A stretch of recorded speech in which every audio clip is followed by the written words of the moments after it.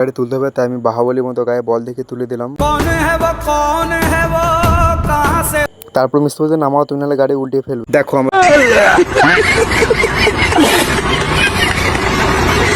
বিচারি কাছে 1 লাখ 2 লাখ 3 লাখ লাখ, কিন্তু একটা টাকাও লাখ। আশ্চর্য বিষয়।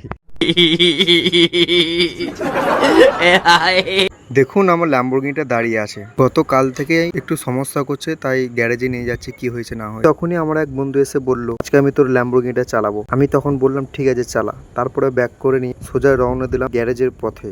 আর হ্যাঁ, ভিডিওটা কিন্তু শেষ পর্যন্ত দেখতে থাকবেন, তাহলে আশা করছি ভিডিওটা ভালো লাগে আর আমার গাড়ির কি সমস্যা হয়েছিল সেটাও জানতে পারবেন। আর ভালো লাগলে লাইক কমেন্ট শেয়ারটা করবেন আর প্লিজ সাবস্ক্রাইবটা করে দেবেন। তারপরে চলে এলাম আমাদের মেন রাস্তায়। এই রাস্তাটা আমাদের বোলপুর বাস স্ট্যান্ডের দিকে চলে যাচ্ছে। তারপরে আবার একটা বন্ধুর সাথে দেখা, কিন্তু আজীবন কাল বিচারি কাছে 1 লাখ 2 লাখ 3 লাখ লাখ, কিন্তু একটা টাকাও লাখ। আশ্চর্য বিষয়।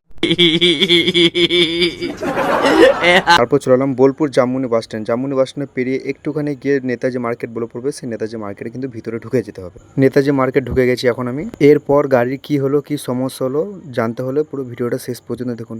তারপরে বন্ধু বলছে তোর ল্যাম্বরগিনিটা চাইলে বেশ, আমাকে খুবই আরাম লাগছে এবং খুবই ভালো লাগছে, তার জন্য আমি খুব খুশি এবং আমাকে একটু থ্যাংক ইউ জানিয়ে দিল। আমি বললাম ঠিক আছে, কোনো ব্যাপার না। তোমরা এই মার্কেটে কে কে এসেছো একটু কমেন্ট করে জানিও। এটাই হচ্ছে সেই এসকে রেস্টুরেন্ট, যেটা নেতাজি মার্কেটের ভিতরে রয়েছে। গ্যারেজে পৌঁছে যাওয়ার পরে মিস্ত্রি আমার কাজ শুরু করে দিল। বাস স্ট্যান্ডে সোজা ডান হাতে এসকে রেস্টুরেন্টটা পেরিয়ে একটুখানি সামনেই ব্যাস। তারপর মিস্ত্রি বলছে একটু গাড়ি তুলতে হবে, তাই আমি বাহুবলীর মতো গায়ে বল দেখে তুলে দিলাম। তারপর মিস্ত্রি বলছে নামাও, তুমি নাহলে গাড়ি উল্টে ফেলবে।